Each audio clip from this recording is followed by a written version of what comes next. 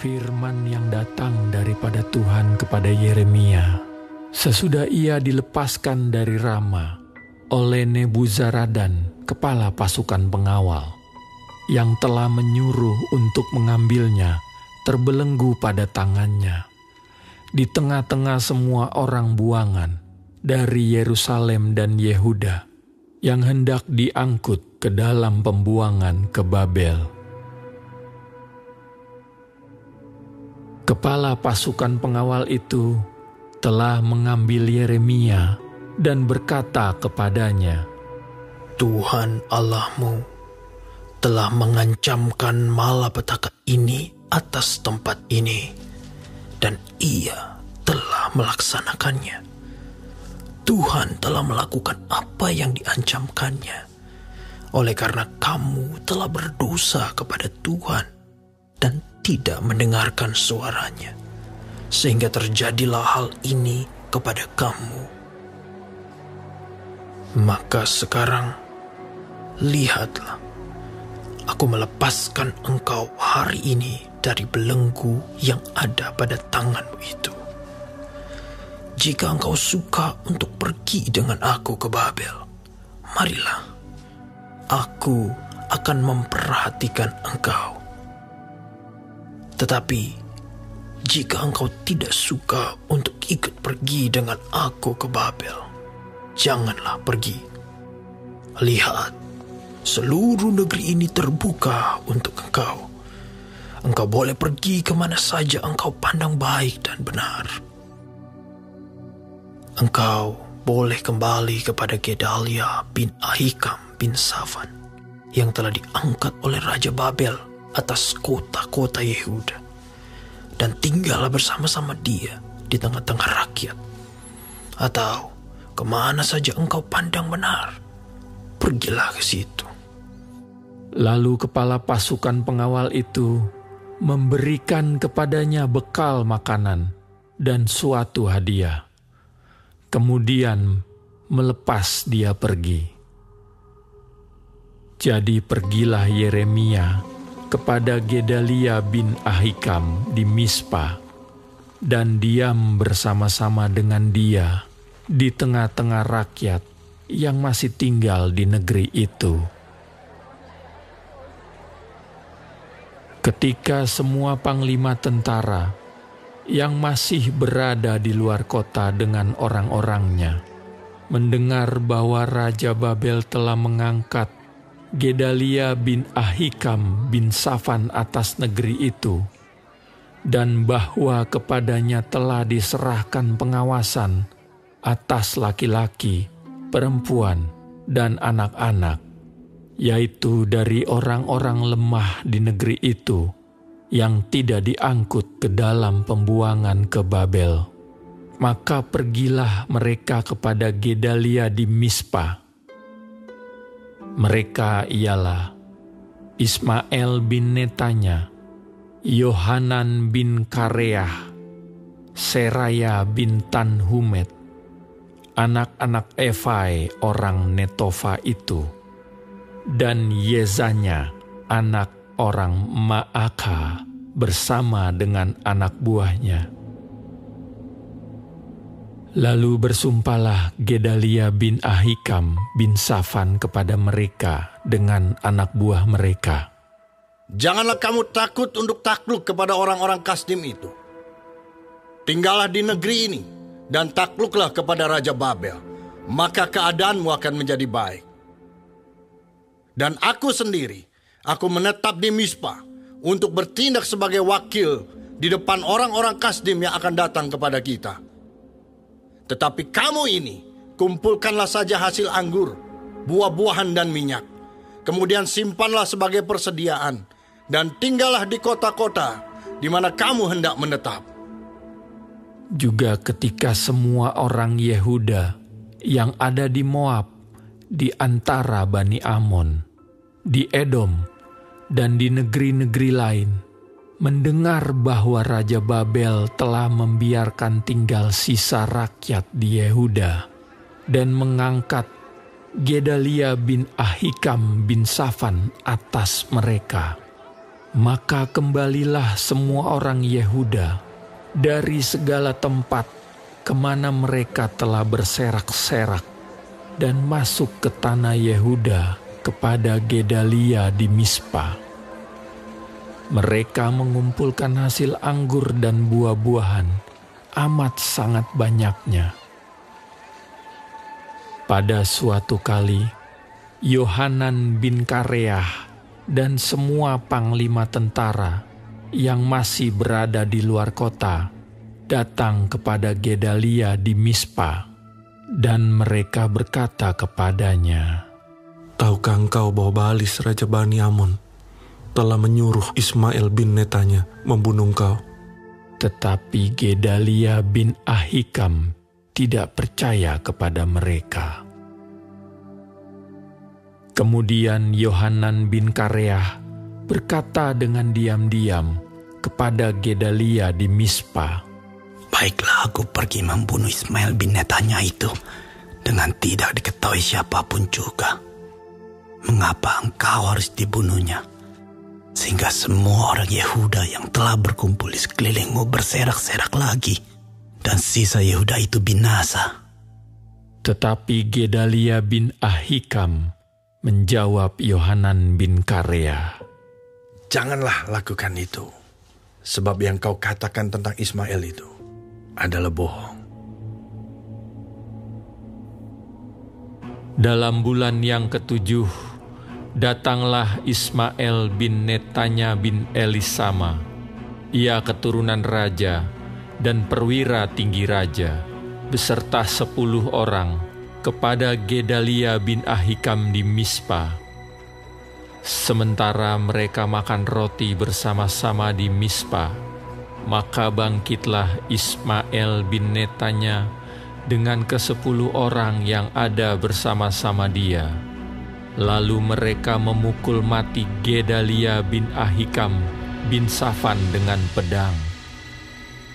Demikianlah Ismail membunuh dia yang telah diangkat Raja Babel atas negeri itu. Juga semua orang Yehuda yang ada bersama-sama dengan Gedalia di Mispa dan orang-orang Kasdim, yakni prajurit, yang terdapat di sana, dipukul mati oleh Ismail. Esok harinya, sesudah ia membunuh Gedalia, ketika itu belum ada yang tahu, datanglah orang-orang dari Sikem, dari Silo, dan dari Samaria, 80 orang jumlahnya, yang janggutnya bercukur, pakaiannya koyak-koyak, dan badannya bertoreh-toreh. Mereka membawa korban sajian dan kemenyan untuk dipersembahkan di rumah Tuhan. Lalu keluarlah Ismail bin Netanya dari Mispa untuk mendapatkan mereka sambil menangis. Ketika ia bertemu dengan mereka, berkatalah ia kepada mereka, "Pergilah kepada Gedalia bin Ahikam." Tetapi ketika mereka sampai ke tengah-tengah kota itu, maka mereka disembelih oleh Ismail bin Netanya dengan dibantu oleh orang-orang yang bersama-sama dengan dia. Mayat-mayat mereka dicampakkan ke dalam perigi. Tetapi di antara mereka terdapat 10 orang yang berkata kepada Ismail, "Janganlah bunuh kami, sebab kami masih mempunyai perbekalan tersembunyi di luar kota, yakni gandum, jelai, minyak, dan madu." Maka ia pun membiarkan mereka, tidak membunuhnya bersama-sama dengan rekan-rekan mereka. Adapun perigi, kemana Ismail melemparkan segala mayat orang-orang yang dipukulnya mati itu, adalah perigi besar yang telah dibuat oleh Raja Asa untuk menghadapi Basea, Raja Israel. Itulah yang diisi Ismael bin Netanya dengan mayat orang-orang yang mati terbunuh itu. Lalu Ismael mengangkut sebagai tawanan seluruh sisa-sisa rakyat yang ada di Mispa itu, putri-putri raja dan semua orang yang masih tinggal di Mispa yang telah ditempatkan di bawah Gedalia bin Ahikam oleh Nebuzaradan, kepala pasukan pengawal itu. Ismael bin Netanya mengangkut mereka sebagai tawanan, lalu ia berangkat untuk menyeberang ke daerah Bani Amon. Tetapi ketika Yohanan bin Kareah serta semua perwira tentara yang bersama-sama dengan dia mendengar tentang segala kejahatan yang telah dilakukan Ismael bin Netanya, maka mereka pun mengumpulkan semua anak buah mereka. Lalu mereka berangkat memerangi Ismael bin Netanya. Mereka bertemu dengan dia di telaga yang di Gibeon. Ketika seluruh rakyat yang bersama-sama dengan Ismael melihat Yohanan bin Kareah serta semua perwira tentara yang bersama-sama dengan dia, maka bersukacitalah mereka. Semua orang yang diangkut sebagai tawanan oleh Ismael dari Mispa itu berbalik dan pergi mengikuti Yohanan bin Kareah. Tetapi Ismael bin Netanya beserta 8 orang terluput dari tangan Yohanan dan pergi ke daerah Bani Amon. Lalu Yohanan bin Kareah serta semua perwira tentara yang bersama-sama dengan dia mengumpulkan seluruh sisa-sisa rakyat yang diangkut sebagai tawanan oleh Ismael bin Netanya dari Mispa setelah ia memukul mati Gedalia bin Ahikam, yaitu laki-laki, prajurit-prajurit, perempuan, anak-anak, dan pegawai-pegawai istana yang dibawa kembali dari Gibeon. Kemudian mereka berjalan terus dan berhenti di tempat penginapan milik Kimham dekat Bethlehem dengan maksud berjalan terus menuju Mesir untuk mengelakkan orang-orang Kasdim yang ditakuti mereka oleh karena Ismael bin Netanya telah memukul mati Gedalia bin Ahikam yang telah diangkat Raja Babel atas negeri itu.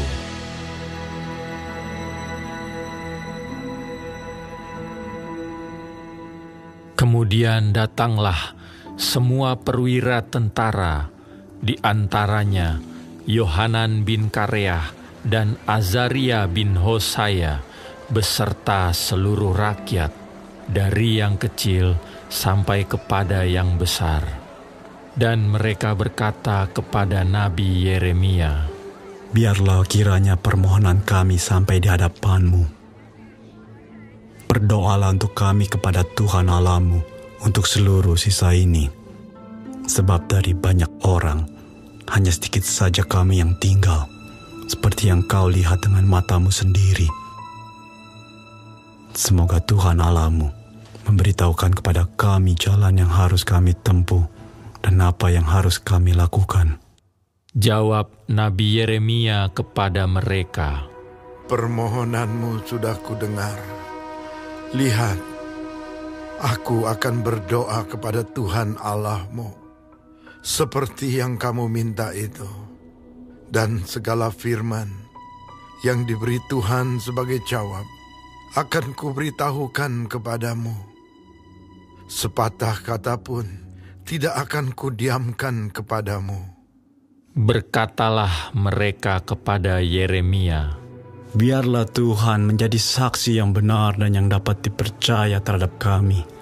Jika kami tidak berbuat menurut segala firman yang disuruh Tuhan Allahmu, kau sampaikan kepada kami.